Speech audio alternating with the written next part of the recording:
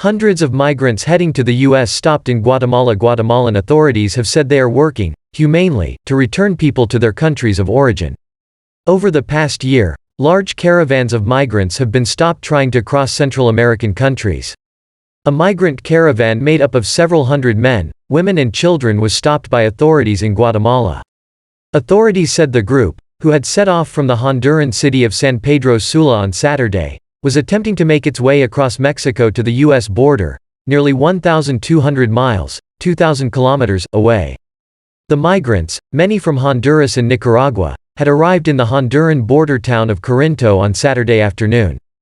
They then crossed into Guatemala, where hundreds of security personnel were waiting for them.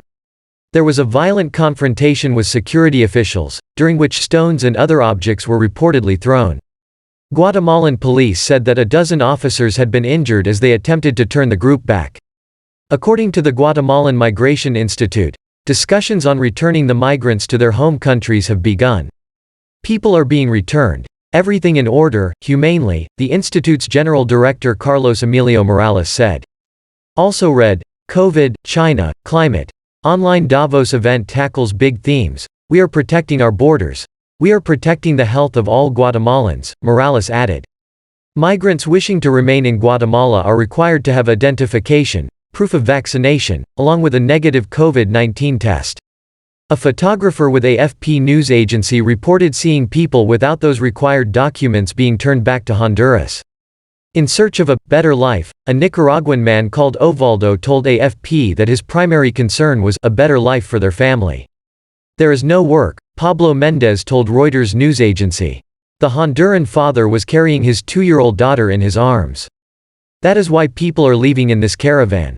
In January 2021, a much larger caravan numbering a few thousand was also intercepted in Guatemala, forcing many to return to Honduras.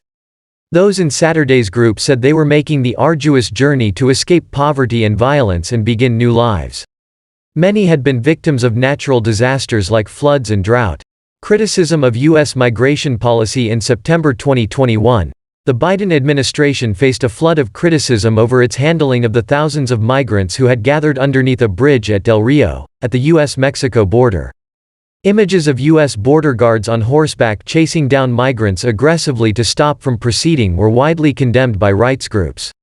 At the time, the White House said what had happened was unacceptable and inappropriate. Later in September 2021, the Biden administration announced that it would raise its cap to take in 125,000 refugees and their families starting in 2022.